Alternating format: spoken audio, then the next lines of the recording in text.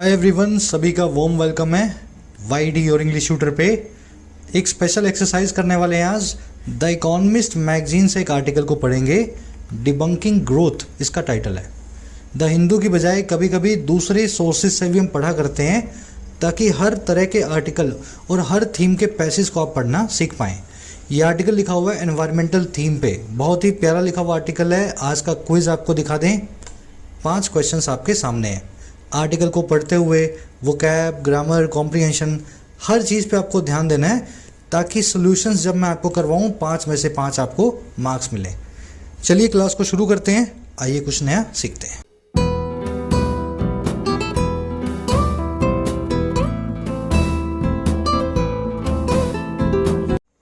Alright, कह रहे जी debunking D growth. अब ये बहुत गहरा टाइटल है, ध्यान से समझना। ग्रोथ का मतलब होता है विकास, यानी कि प्रोग्रेस। डी ग्रोथ क्या हुआ जी? इसका बिल्कुल उल्टा, पतन। विकास में, ग्रोथ में आप आगे की तरफ जाते हैं, डी ग्रोथ में, पतन में आप पीछे की तरफ आते हैं।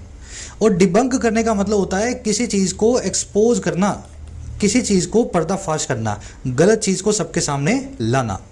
कह रहे अब हमें डिबंक करना है, पर्दाफाश करना है इस डी ग्रोथ की थ्योरी का।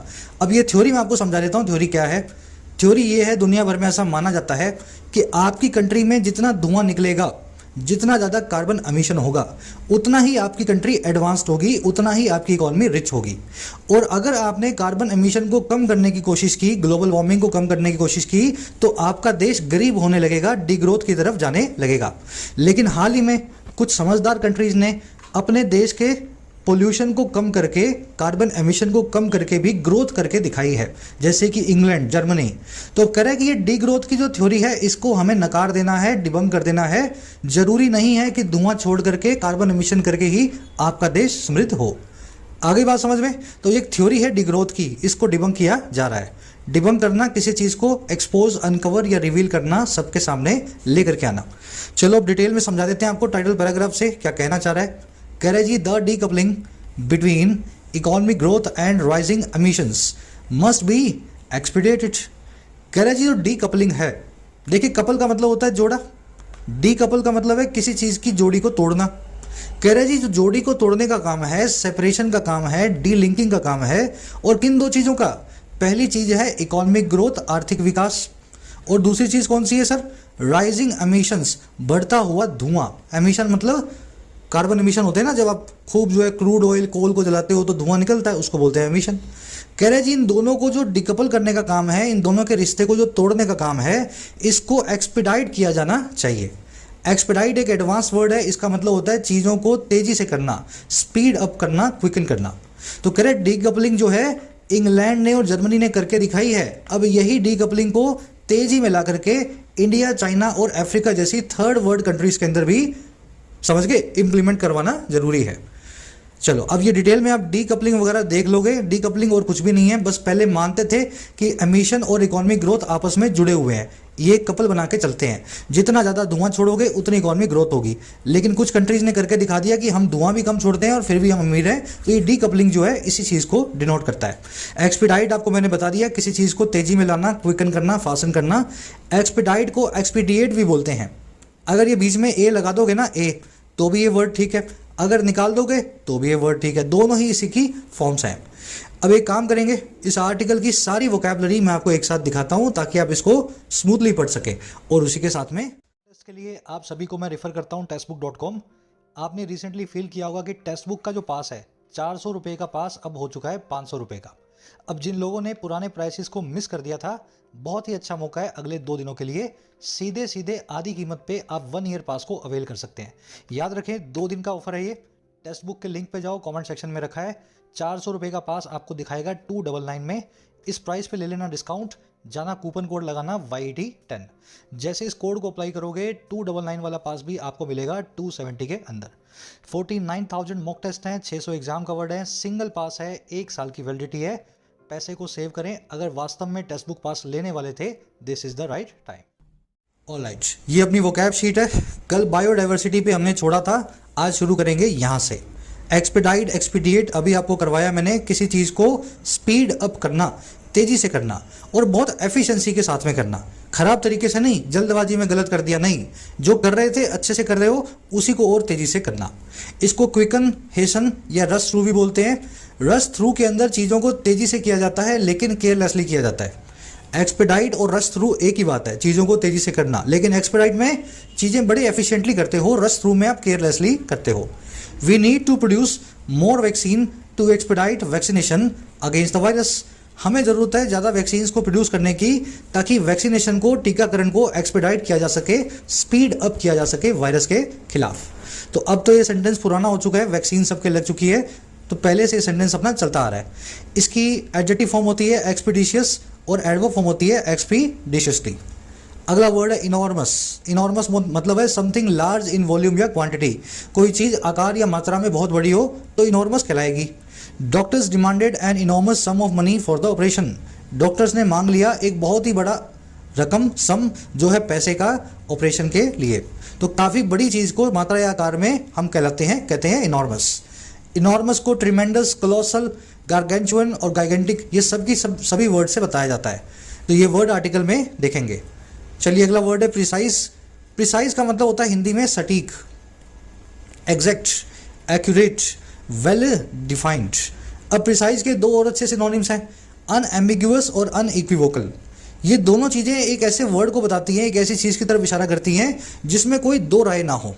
मैंने आपसे कुछ पूछा, आपने गोलमोल जवाब दे दिया, तो आपने मुझे इक्विवोकल या एम्बिगुअस जवाब दिया। लेकिन अगर आपका जवाब बिल्कुल हाँ या ना में है तो वो प्रिसाइज या अनएम्बिगुअस या अनइक्विवोकल हो जाएगा। अगर तो अन निकाल दूं तो इसका मतलब हो जाता है अनक्लियर, दोनों वर्ड्स का। अगर अन लगा दूं तो इसका मतलब हो जाता है क्लियर या प्रिसाइज। तो इन दोनों वर्ड्स को कनेक्ट करके रखना, आज इस वर्ड को आर्टिकल में देखेंगे। The management has issued precise directions for the workers. Management ने बहुत सटीक सी डायरेक्शंस को इशू किया है वर्कर्स या मजदूरों के लिए। अगला फ्रेज है थैंक्स टू। प्रेपोजिशन होता है ये, इसका मतलब होता है बिकॉज ऑफ, है ना, इस वजह से। तो thanks to the vaccines we were able to defeat the pandemic. Vaccines की वजह से हम पैंडमिक को एबल रहे डिफीट करने में, हम उसको हराने में सक्षम रहे। तो इस तरीके से थैंक्स टू नाम की प्रेपोजिशनल फ्रेज आप आर्टिकल में यूज होता हुआ देखेंगे। बिकॉज ऑफ को ड्यू टू भी बोलते हैं, ऑन अकाउंट ऑफ भी बोलते हैं। इन मत करना, ऑन कर लेना इसको, ऑन अकाउंट ऑफ। अगला वर्ड है परवर्स। परवर्स का मतलब होता है ऐसी चीज़ जो डेविएट होती हो नॉर्मल से। एबनॉर्मल चीज़ को बोलते हैं परवर्स। और एबनॉर्मल कैसे? एक विकेड या बैड वे में। परवर्स नाम के एडजेक्टिव से परवर्ट नाम का नाउन बनता है। परवर्ट वो लोग होते हैं जो बहुत ही खराब होते हैं दिमागी तौर पे, है ना, बहुत ही एबनॉर्मल बिहेवियर करते हैं, गलत चीज़ों में मजा आता है, ऐसे लोगों को बोलते हैं pervert. She gets perverse satisfaction from embarrassing others. उसको एक एबनॉर्मल सा सेटिस्फेक्शन मिलता है लोगों को एम्बेरस करने में, नीचा दिखाने में। तो किसी को नीचा दिखा करके जनरली आपको खुद ही बुरा फील होगा, जब तक वो सामने वाला आपका जो है कड़ा दुश्मन ना हो, है ना। जनरली आप किसी को गलती से कुछ गलत बोलते हो तो आप खुद ही गलत फील करते हो ना। लेकिन परवर्स लोग ऐसे भी होते हैं जिनको एम्बेरस करने में अच्छी फीलिंग आती है। तो ये जो समझ गए ना, एबनॉर्मेलिटी होती है ना, इसी को बोलते हैं परवर्स, जो है आपकी कंडीशन। ये वर्ड आर्टिकल में आएगा आज। लास्ट वर्ड है कंप्लेसेंसी। कंप्लेसेंसी का मतलब होता है स्मग एटीट्यूड, अपने आप से सेल्फ सेटिस्फेक्शन हो जाना, बस जो है अच्छा है और कुछ करने की जरूरत नहीं है। आप कहीं पे चपरासी लग गए, अब आपने किताबें जो है छोड़ दी कि अब तो मेरी लग गई है नौकरी, अब मैं आराम से चपरासीगिरी करूंगा।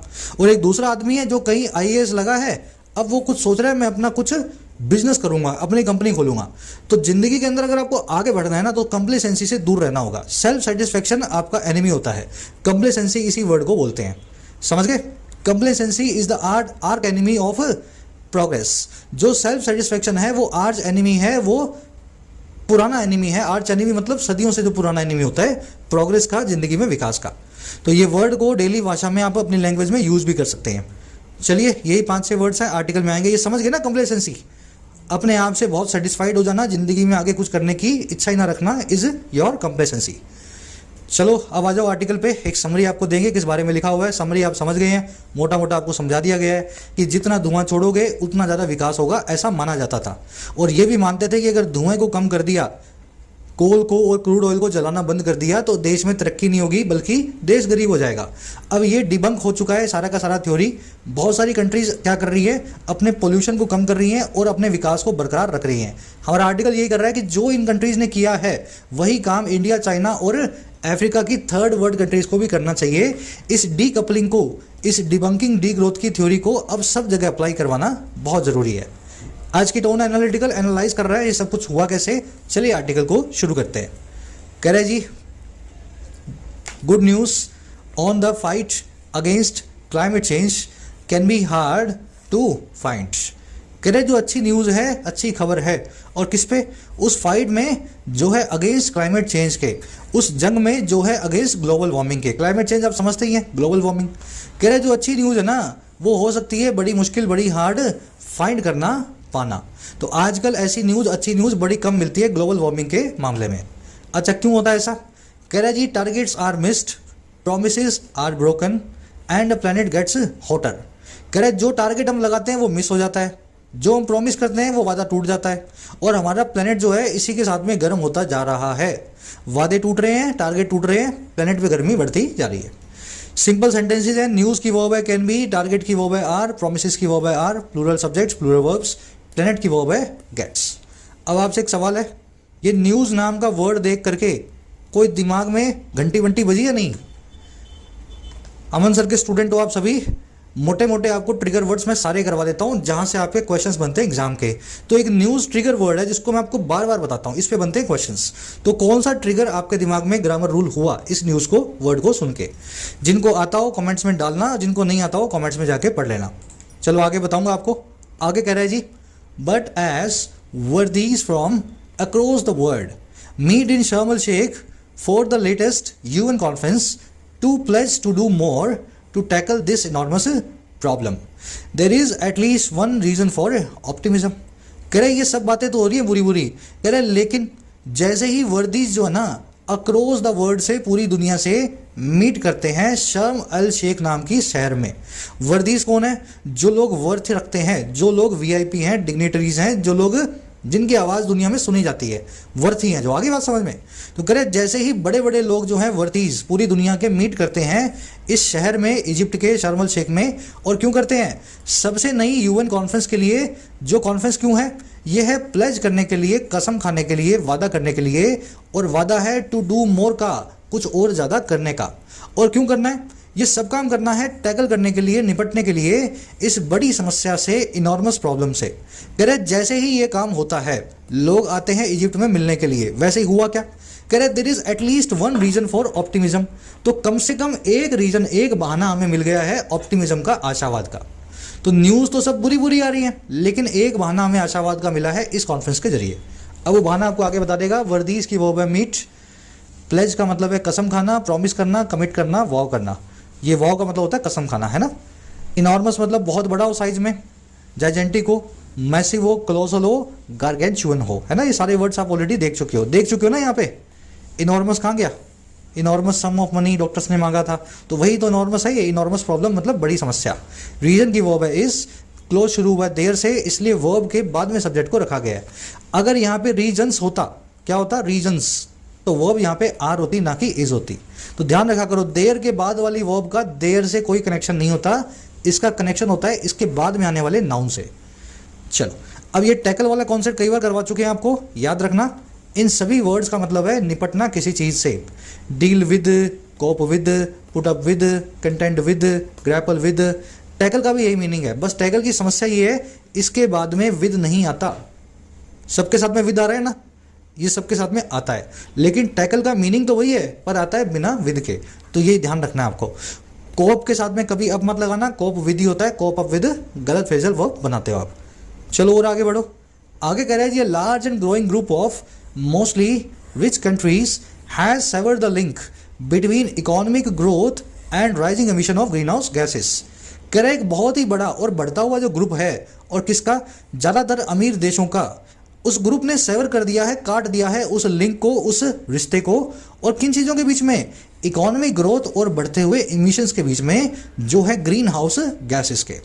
तो एक ग्रुप आया दुनिया में उभर करके अमीर देशों का, उन्होंने करके क्या दिखाया कि हम तो यहाँ पे अपने ग्रीन हाउस गैसेस के इमिशंस को कम कर रहे हैं और साथ ही साथ हम तरक्की भी कर रहे हैं। अरे बात समझ में? तो इस रिश्ते को इन्होंने सेवर कर दिया। ग्रुप की वर्ब है हैज सेवर्ड। सेवर का मतलब है काट देना, सेपरेट कर देना, कट ऑफ कर देना, डिटैच कर देना।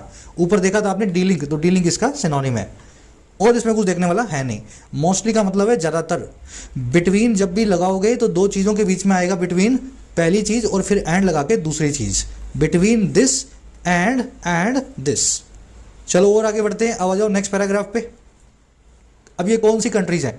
कह रहे फॉर द 3 कंट्रीज और so since the fossil fuel age began in the earnest living standards and emissions have risen hand in hand.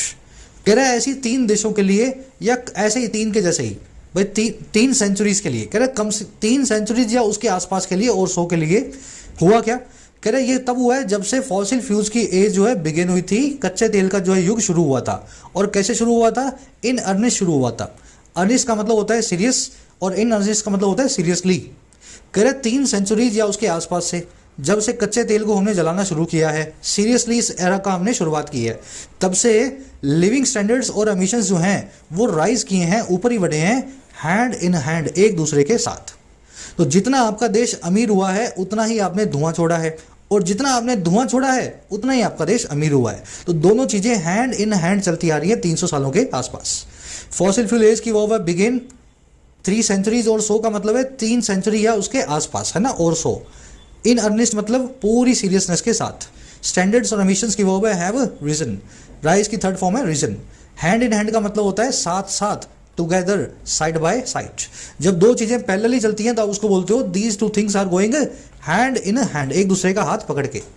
चलो आगे बढ़ने से पहले एक इडियम जो है हैंड इन ग्लव, इसको भी समझ लो। देखो हैंड इन हैंड का मतलब होता है साथ साथ चलना, है ना, दो चीजें साथ साथ चल रही हैं। हैंड इन ग्लव का मतलब होता है साठ गांठ के साथ चलना। जैसे नेता और माफिया जो है हैंड इन ग्लव होते हैं करप्शन के काम में। जैसे पॉवर्टी और इलिटरेसी जो है हैंड इन ग्लव चलते हैं, या इलिटरेसी और क्राइम जो है हैंड इन ग्लव चलते हैं। दो चीजें जब 60 गांठ में चले ना वो हैंड इन ग्लव होती हैं।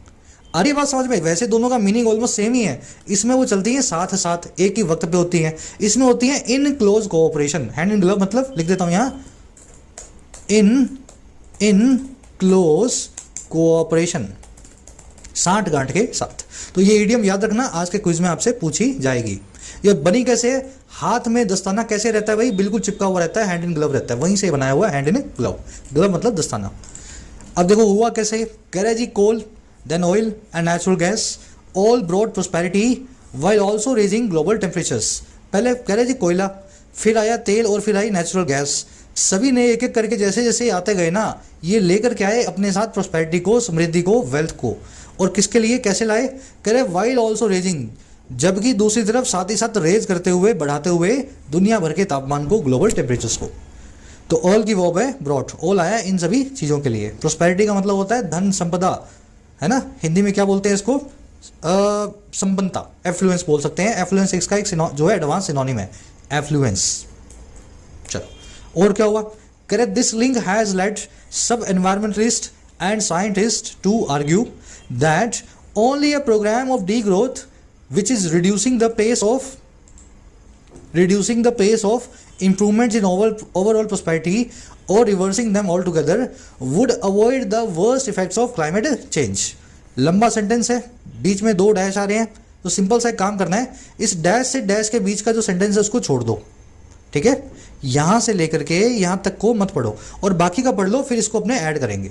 कह रहा है यही रिश्ता जो है ना, ये लीड कर गया है कुछ एनवायरमेंटलिस्ट और कुछ साइंटिस्ट को, कुछ मौसम के वैज्ञानिक और जनरल जो वैज्ञानिक हैं उन लोगों को।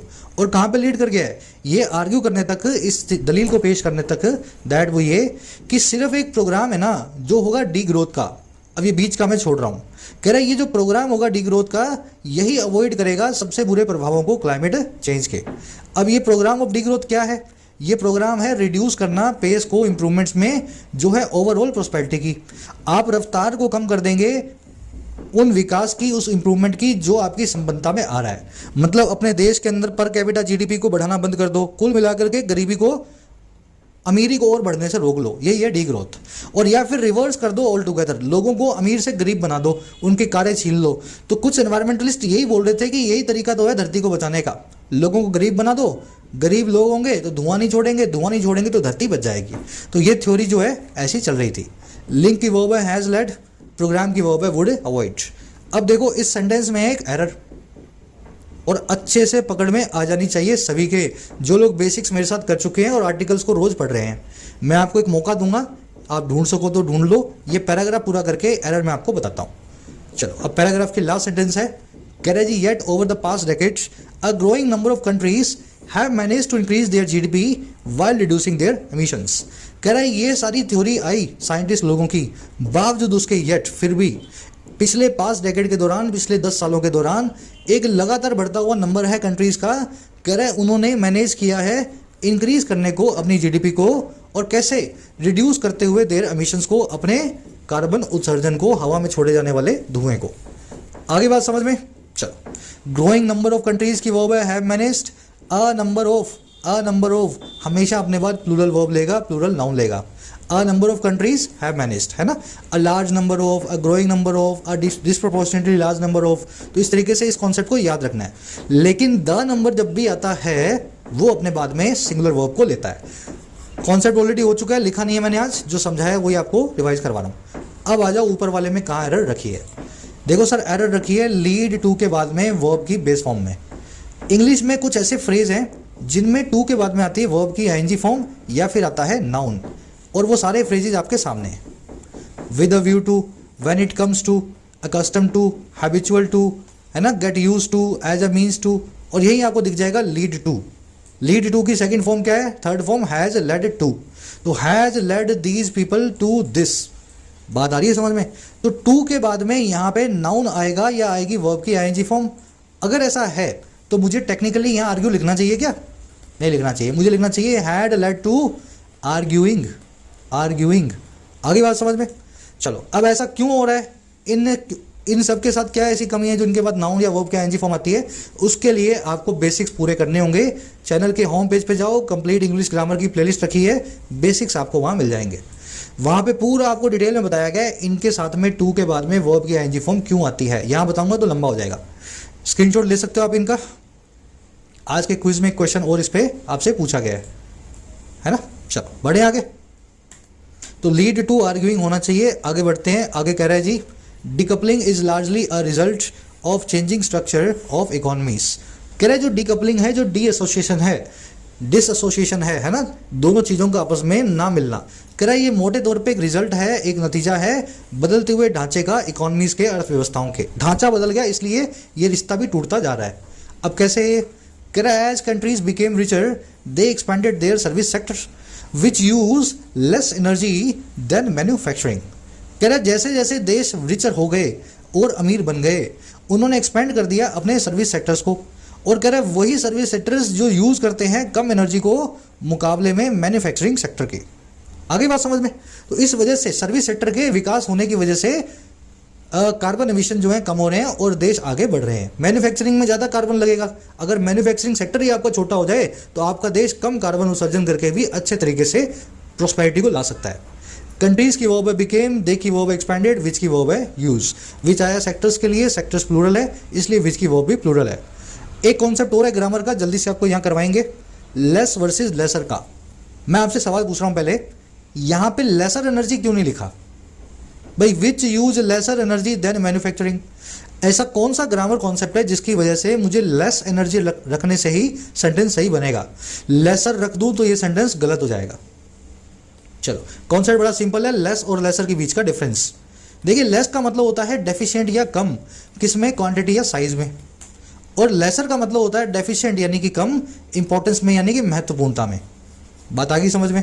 अगर कोई चीज़ मात्रा में या साइज में कम है तो लेस है वो, अगर कोई चीज़ अपनी इंपॉर्टेंस में कम है तो वो लेसर है। लेस का बिल्कुल उल्टा होता है मोर, और लेसर का बिल्कुल उल्टा होता है ग्रेटर। तो इससे आपको और थोड़ा आइडिया लगेगा। मोर और ग्रेटर से कनेक्ट करोगे तो और अच्छे से दोनों वर्ड्स को समझ पाओगे। अब आपको समझाते हैं सेंटेंसेस के जरिए। The car was available at hourly rent of less या लेसर देन $20। कार जो थी अवेलेबल थी घंटे के रेंट के या प्रति घंटा के रेंट पे, जो था लेस या लेसर देन $20 का।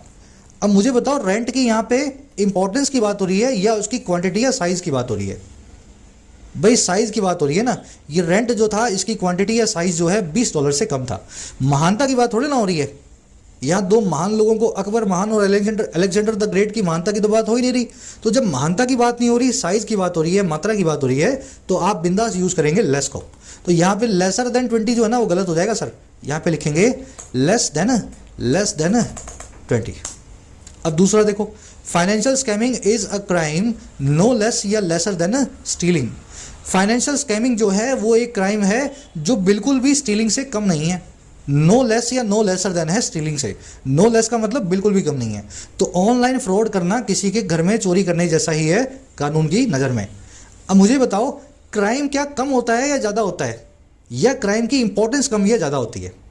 भाई ऐसा होता है, ये क्राइम है 10 किलो का और ये जो दूसरा क्राइम देख रहे हो ना, ये तो पाव का ही है, 250 ग्राम का ही है। ऐसा होता है क्या? तो जब साइज, क्वांटिटी या मेजरमेंट में कोई चीज़ कम नहीं है, उसकी इंपॉर्टेंस की बात हो रही है। जैसे कि स्टीलिंग जो है, चोरी जो है, ज़्यादा इंपॉर्टेंट क्राइम है, ज़्यादा खराब क्राइम है बजाय किसी को गाली देने के, है ना। तो किसी चीज़ की आप साइज की बात नहीं कर रहे हो, उसकी इंपॉर्टेंस की बात कर रहे हो। स्टीलिंग के हिसाब से आप यहाँ इंपॉर्टेंस के हिसाब से लगाओगे लेसर। साइज की बात ना हो ना, जब क्वांटिटी की बात ना हो, कौन सी चीज़ कितनी गंभीर है, कितनी कम इंपॉर्टेंट है, कितनी ज़्यादा इंपॉर्टेंट है, तब आप यहाँ पे लगाएंगे लेसर को। वैसे ही the convict beg for less या लेसर पनिशमेंट बिफोर द जज। कॉन्विक्ट ने, अभियुक्त ने बैग फॉर किया, भीख मांगी जज के सामने लेस या लेसर पनिशमेंट की। अब मुझे बताओ यहाँ पे क्या सही होगा, लेस लगाऊं या लेसर लगाऊं? दोनों ही सही हैं। कभी कभी लेस और लेसर दोनों ही आएंगे, ये एग्जामिनर नहीं देगा आपको, आपको खुद आना चाहिए, है ना।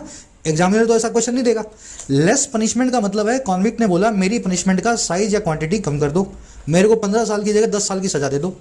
और लेसर पनिशमेंट का मतलब है मेरी सजा का टाइप जो है, नेचर जो है वो कम कर दो, मुझे मौत की जगह, फांसी की जगह उम्र कैद दे दो।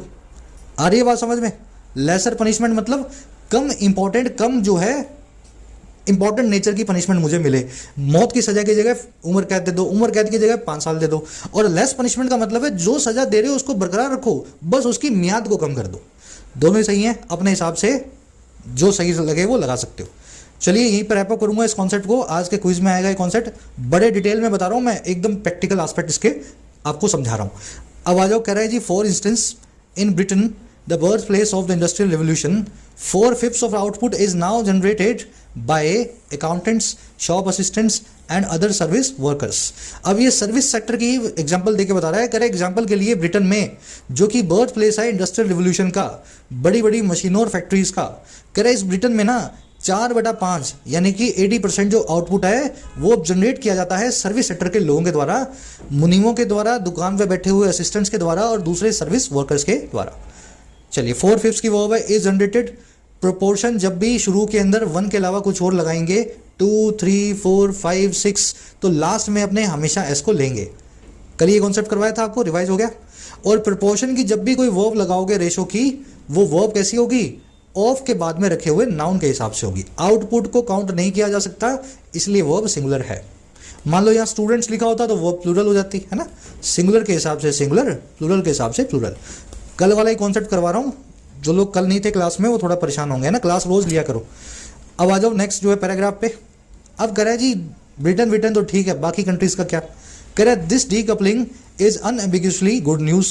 कह रहा है जो डीकपलिंग है ये साफ तौर पे, क्लियरली या प्रिसाइजली या सटीक तौर पे एक अच्छी न्यूज़ है, अच्छी खबर है। डीकपलिंग की वर्ब है इज, अनएम्बिगुअसली मतलब साफ तौर पे, जाहिर तौर पे, प्रिसाइजली या क्लियरली। कह रहा है but with the link unbroken in many poorer countries it has not been enough to reduce the pace of increase in global emissions। कह रहे लेकिन इस चीज़ के साथ ही विद, और किस चीज़ के साथ? अभी भी रिश्ते के अनब्रोकन होने के साथ ही, अभी भी इस रिश्ते के एग्जिस्ट करने के साथ ही बहुत सारे गरीब देशों में, कह रहा है अभी भी ये इनफ नहीं है, it has not been enough कि हम रिड्यूस कर सकें रफ्तार को जो है इंक्रीज की ग्लोबल एमिशंस में, दुनिया भर में ग्लोबल वार्मिंग के। तो ये डीकपलिंग हुई है लेकिन अमीर देशों में हुई है, गरीब देशों में आज भी ये लिंक जो है, रिश्ता बरकरार है एमिशंस और प्रोग्रेस के बीच का। इट की वर्ब है हैज़ नॉट बीन, है ना, परफेक्ट टेंस लगा हुआ है, स्टेटिव वर्ब है, has not been, has plus में वर्ब की थर्ड फॉर्म। अब ऐसा कैसे है जी? कह रहे the task is there for to speed up decoupling. कह रहे इसलिए हमारा काम क्या है, इसलिए देयर फॉर कि हम स्पीड अप करें, हेसन करें, एक्सपीडाइट करें इस डीकपलिंग को, इस रिश्ते के अंदर जो है सेपरेशन को। कह रहे that will not only demonstrate that tackling climate change and improving living standards can go together, but also allow poorer parts of the world to use more of the remaining global common budget to get richer. अगर ऐसा हमने कर दिया गरीब देशों में भी, तो ये चीज़ जो है ना विल नॉट ओनली डेमोन्स्ट्रेट, ना केवल ये डिमॉन्स्ट्रेट करेगी, दिखाएगी। क्या दिखाएगी भाई? पहली चीज़ तो ये दिखाएगी कि टैकल करना, निपटना क्लाइमेट चेंज से और इम्प्रूव करना लिविंग स्टैंडर्ड्स को, दोनों साथ साथ जा सकते हैं। क्लाइमेट चेंज से भी लड़ लोगे और अपने देश को अमीर भी बना लोगे, दोनों काम एक साथ कर सकते हो। एक तो ये चीज़ दिखाएगी, और दूसरा ये चीज़ है ना बट ऑल्सो अलाउ भी करेगी, इजाज़त भी देगी गरीब हिस्सों को, पूरर पार्ट्स को हमारी दुनिया के, कि वो इस्तेमाल ले सकें और ज़्यादा बचे हुए रिमेनिंग कार्बन बजट को, ताकि वो अमीर हो सकें, गेट रिचर कर सकें। अगर अमीर देश बिल्कुल ही बजट को यूज़ ना करें, कार्बन बजट को बिल्कुल ही धुआं ना छोड़ें, तो जो उनकी जो बजट था, जो गुंजाइश थी, वो गरीब देश पूरा कर लेंगे, थोड़ा और जल्दी रिच हो जाएंगे वो। इस तरीके से लंबी दौड़ में फ़ायदा मिलेगा। दैट की वर्ब है will demonstrate, tackling and improving दोनों की वर्ब है कैन गो, और दैट की दूसरी वर्ब है विल डिमॉन्स्ट्रेट के साथ में विल अलाउ। दोनों वर्ब जुड़ी हुई हैं नॉट ओनली और but also say. That will not only demonstrate, that will but also जो है अलाउ। चलिए, सिंपल सेंटेंस था, स्ट्रक्चर आपके सामने है। अब आ जाओ, लास्ट सेंटेंस है, एक दो रह गए। कह रहे जी hearteningly there are reasons to think such an acceleration is possible. कह रहा हार्डिंगली, हार्डिंगली का मतलब होता है बहुत ही एनकरेजिंग तौर पे, आपका दिल जो है खुश हो जाए, हार्ट जो है आपका एकदम, समझ गए ना। कह रहा बड़ी ही खुशी वाली बात ये है हार्डिंगली कि अच्छे अच्छे रीजन्स हमारे पास, देर आर रीजन्स इस चीज़ को सोचने के। और किस चीज़ को भाई? कि ऐसी एक एक्सेलरेशन, ऐसी एक तेजी इज पॉसिबल, ये जो है बड़ी संभावित है। और क्यों है? कह रहा है as there are big gains to be had from making energy greener in the first place. कह रहे क्योंकि बड़े बड़े गेन्स जो हैं, बड़े बड़े नफ़ा जो मुनाफे हैं, उनको अभी होना बाकी है, हैड किया जाना बाकी है। और किसके जरिए? फ्रॉम मेकिंग, मेक करके एनर्जी को ग्रीन, पहले से ज़्यादा renewable, in the first place मतलब पहले तो ये, इन द फर्स्ट प्लेस को हिंदी बोलते हैं पहले तो ये, है ना, अपने बोलते हैं ना पहले तो ये, पहले तो ये, उसको इंग्लिश में बोलते हैं इन द फर्स्ट प्लेस। तो कह रहा है एक्सेलरेशन इसीलिए पॉसिबल है क्योंकि पहले तो ये हमारी एनर्जी को हम जैसे ग्रीन करेंगे, बड़े बड़े मुनाफे उससे होने वाले हैं हमें, जो अभी तक हमें लिए नहीं है, गेन्स टू बी हैड है। वो सेंटेंस समझ आ गया होगा मेरे ख्याल से। रीजन्स की वर्ब है आर, गेन्स की वर्ब है आर, एक्सेलरेशन की वर्ब है इज। एक्सेलरेशन को मैं कर देता हूँ मार्क्स, सब्जेक्ट बना के आपका, ठीक है। एक्सेलरेशन की वर्ब है इज। एक्सेलरेशन का मतलब होता है चीज़ों में तेजी। कह रहा है जी thanks to investment in renewables and greater electrification such gains could soon be realised. Thanks to तो आपको पता ही है, इस वजह से, बिकॉज ऑफ। कह रहा है जी बिकॉज ऑफ इन्वेस्टमेंट जो है रिन्यूएबल्स में, ग्रीन एनर्जी में, सोलर एनर्जी में, विंड एनर्जी में, कह रहा है और ज़्यादा ग्रेटिफिकेशन की वजह से, इलेक्ट्रिफिकेशन की वजह से। इलेक्ट्रिफिकेशन मतलब बिजली से सब चीज़ों को जोड़ना। कह रहे हैं इन दोनों चीज़ों की वजह से ना ऐसे गेन्स जो हैं बड़ी जल्दी रियलाइज़ किए जा सकते हैं। रिन्यूएबल एनर्जी और इलेक्ट्रिसिटी भी ऑलमोस्ट रिन्यूएबल है, अगर वो कोल से ना हो, थर्मल पावर है वो भी रिन्यूएबल है। तो कह रहे हैं इन दोनों चीज़ों की वजह से इन मुनाफों को हम जल्दी ही साकार करेंगे, रियलाइज़ करेंगे। गेन्स की वर्ब है could be realise, thanks to का मतलब है बिकॉज ऑफ। कह रहा है जी an economy that must scrimp and save to conserve energy is less dynamic than one in which power is green, abundant and cheap. बहुत ही प्यारा सेंटेंस है, पूरे आर्टिकल की आत्मा है ये वाला सेंटेंस। कह रहे एक ऐसी इकोनॉमी जिसको स्किम करना पड़े, स्क्रिम का मतलब होता है कोताही बरतना, चीज़ों को बहुत ही कंजूसी से बरतना, स्क्रिम करना, और जिसको सेव करना पड़े, बचत करनी पड़े ताकि वो एनर्जी को बचा सके। कह रहे ऐसी जो इकोनॉमी है ना, जो इस तरीके से काम करती है, वो कम डायनेमिक होगी, कम गतिशील होगी, कम जो इम्प्रेसिव होगी, बजाय किसके? बजाय वो वाली जिसके अंदर पावर ग्रीन है, अबंडेंट है, बहुत बड़ी मात्रा में है, और चीप है, सस्ती है। तो ऐसा मत करो कि हम पावर को यूज़ नहीं करेंगे, पावर यूज़ करेंगे तो धुआं निकलेगा। कुछ ऐसा करो कि पावर फ्री हो जाए और ग्रीन हो जाए। तो ऐसी इकोनॉमी बना लो जो ज़्यादा डायनेमिक होगी, बजाय ऐसी इकोनॉमी के जो हमेशा पावर के लिए जूझती रहती हो, कार्बन एमिशन से डरती रहती हो, है ना। अच्छा सेंटेंस है। इकोनॉमी की वर्ब है इज, ठीक है। Economy is. दैट की वर्ब है मस्ट श्रिंक, दैट की वर्ब है मस्ट सेव। दोनों वर्ब्स हैं दैट की, ठीक है। ये भी दैट की वर्ब, ये भी दैट की वर्ब। दैट आया इकोनॉमी के लिए। पावर की वर्ब है इज। इन विच मतलब जिसके अंदर। डायनेमिक का मतलब होता है गतिशील, इंप्रेसिव, जो स्टैटिक ना हो, जो रुका ना हो, वो डायनेमिक कहलाता है। एबंडेंट का मतलब होता है प्रचुर मात्रा में, एम्पल, एप्लेंटी, है ना, बहुत सारी बड़ी क्वांटिटी में। चलिए अब लास्ट में सजेशन है सभी के लिए। कह रहे हैं जी some environmentalist may fret that celebrating such good news can have a perverse effect. कुछ एनवायरमेंटलिस्ट ऐसा है, वो ऐसा फ्रेट कर सकते हैं। फ्रेट का मतलब होता है अपसेट होना, वरीड होना। तो वो परेशान हो सकते हैं और कैसे भाई, ये सोच करके कि सेलिब्रेट करना ऐसी अच्छी न्यूज़ को ये रखेगा एक परवर्स इफेक्ट को। परवर्स का मतलब होता है एबनॉर्मल या विकेट, है ना। तो ये अच्छी अच्छी न्यूज़ जो आपको ऊपर बताई गई है, अगर इसको सेलिब्रेट करने लग गए तो इससे आप जो है थोड़े ढीले पड़ जाएंगे, ऐसा कई एनवायरमेंटलिस्ट का सोचना है। और कैसे होगा ये काम? बाय ब्रीडिंग कंप्लेसेंसी और मेकिंग फाइटिंग क्लाइमेट चेंज सीम लेस अर्जेंट। कह रहे ये सारा काम होगा ब्रीड करके, पनपा करके। कंप्लेसेंसी का मतलब होता है सेल्फ सेटिस्फेक्शन। कह रहे ये सारा काम होगा सेल्फ सेटिस्फेक्शन के पनपने की वजह से, और या फिर मेक करके क्लाइमेट चेंज की फाइट को और कम अर्जेंट, लेस अर्जेंट सीम, है ना। अब आपको लगेगा कि क्लाइमेट चेंज तो ज़्यादा ज़रूरी चीज़ है ही नहीं, फ्यूचर तो हमारा बड़ा अच्छा है, हम तो ग्रीन एनर्जी कर लेंगे, तो आज जितना धुआं उड़ाना है वो उड़ाओ। तो ये कई लोगों को लगता है कि ऐसा भी गलत जो है इफेक्ट इसका हो सकता है। एनवायरमेंटलिस्ट की वर्ब है मे फ्रेट, सेलिब्रेटिंग एक जीरेंड है, वर्ब का एनजी फॉर्म सब्जेक्ट है आपका, इसकी वर्ब है कैन हैव। परवर्स, परवर्ट, है ना, एबनॉर्मल, स्मगनेस, कंप्लेसेंसी आपका self satisfaction, sense of security. चलो कह रहा है in fact the lack of trade off between improving living standard and tackling climate change should be a reason to go faster still। कह रहे लेकिन बिल्कुल उल्टी बात है इसके। सच बात तो ये है कि अब जो ट्रेड ऑफ का लैक है, लैक का मतलब है कमी, ट्रेड ऑफ का मतलब है एक हाथ दे एक हाथ ले। कह रहे जी एक हाथ दे एक हाथ ले वाले रिश्ते की जो कमी हो गई है, वो रिश्ता जो चला गया है इन दोनों चीज़ों के बीच में, लिविंग स्टैंडर्ड को इंप्रूव करने के बीच में और क्लाइमेट चेंज से फाइट करने के बीच में। कह रहा है ये जो ट्रेड ऑफ का चले जाना है ना, ये होना चाहिए एक रीज़न और तेज़ी से आगे बढ़ने का, गो फास्टर करने का स्टिल। तो पहले तो यही होता था, या तो अमीर हो जाओ या दुनिया बचा लो। अब ये रिश्ता जो है ट्रेड ऑफ जो है खत्म हो चुका है। आप अमीर भी हो सकते हो और आप क्लाइमेट चेंज से फाइट भी कर सकते हो। तो ये रिश्ता खत्म होना ही एक बड़ा मोटिवेशन होना चाहिए आपके लिए क्लाइमेट चेंज की फाइट को और तेज करने का। लैक की वर्ब है शुड बी, ट्रेड ऑफ मतलब एक आध दे, गिव एंड टेक अरेंजमेंट।